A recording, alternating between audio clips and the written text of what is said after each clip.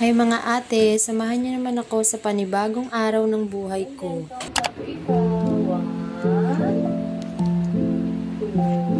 Samahan niyo ako mga ate ko dahil today is Laba Day. Bago nga ako maglaba ay pinag-breakfast ko muna ang denden. Gustong gusto niya nga ito mga ate ko na champurado. Kaya ayan, gusto niya ay sunod-sunod yung subo sa kanya. Tingnan niyo naman ang mukha ng batang makulit.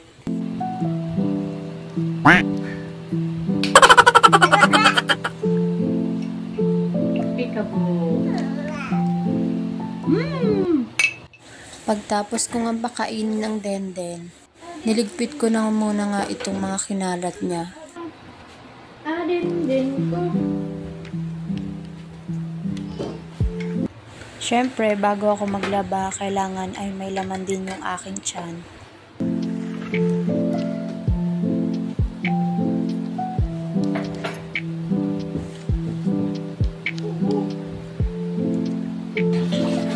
Ay naku anak, madumi yan. So, ayan nga, hindi pa ako makapag-umpisa maglaba. Gawa ng inuuna ko muna ang batang makulit. Para mamaya, tuloy-tuloy na ako sa mga gawain ko. Pagpasensyaan niyo na po yung boses ko ngayon mga ate ko. Masama kasi yung pakiramdam ko. Kaya hindi ako nakakapag-upload agad.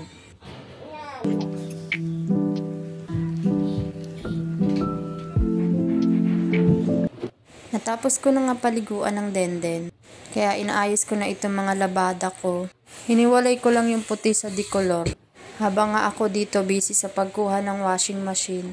May batang makulit na nakikigulo sa mama, ayan nauna pa nga siya sa banyo.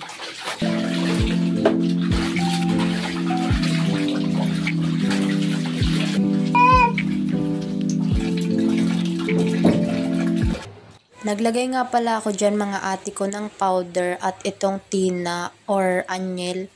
Tapos naglagay din ako ng color safe.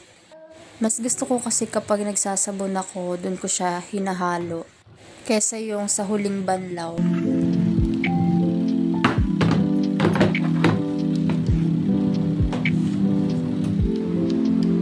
Naikot pa yung labada ko, kaya ito, pinakain ko na muna ang denden. Diba mga ate, ayan nga yung kinaganda sa washing. Habang nagpapaikot ka ng labada, ay marami kang nagagawa. Katulad na lang nito, na asikaso ko ang denden. At napakain ko na. At pagkatapos ko ng pakainin ay nagwalis na din ako.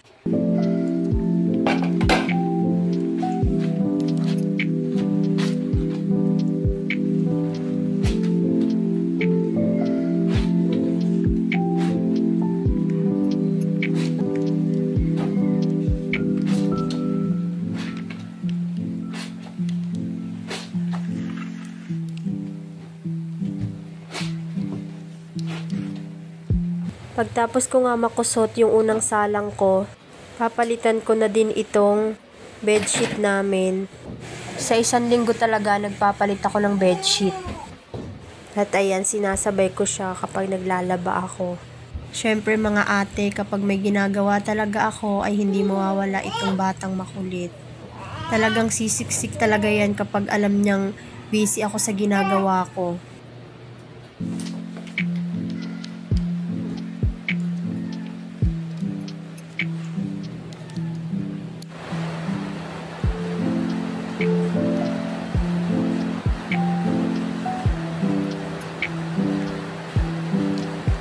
After ko magpalit ng bedsheet, ay nagmop na din ako dito para malinis yung ating floor kapag naglalaro ang denden.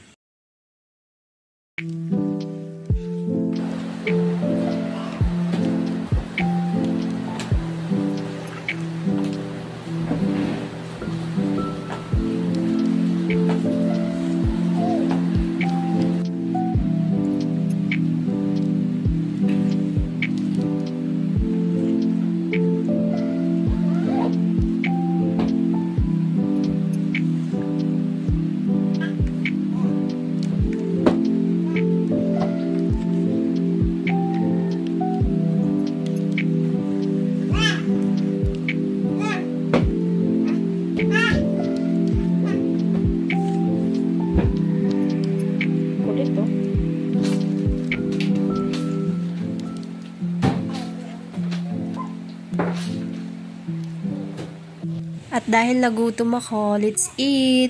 Napakain ko ng batang makulit at dahil alam niyang kumakain ako, gusto rin kumain yan. At yan nga po, napagod na ang batang makulit. Sa wakas, mukhang tuloy-tuloy na ako sa paglalaban nito.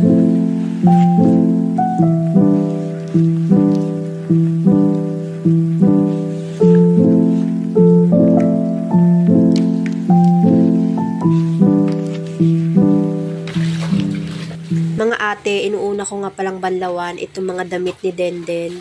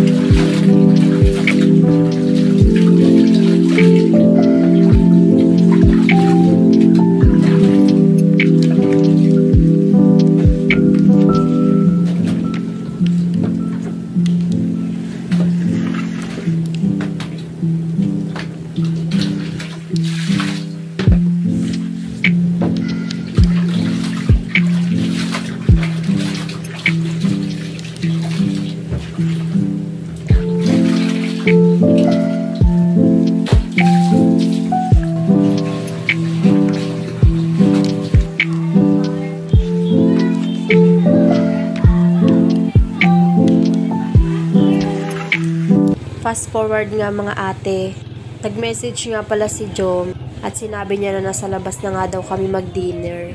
Kaya ayan, sa mga oras na yan ay nasa tricycle po kami ng Denden. Bali, dadaanan na lang namin si Jom sa work niya.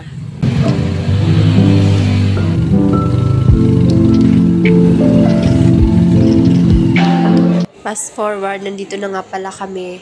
At ayan, waiting kami sa aming food.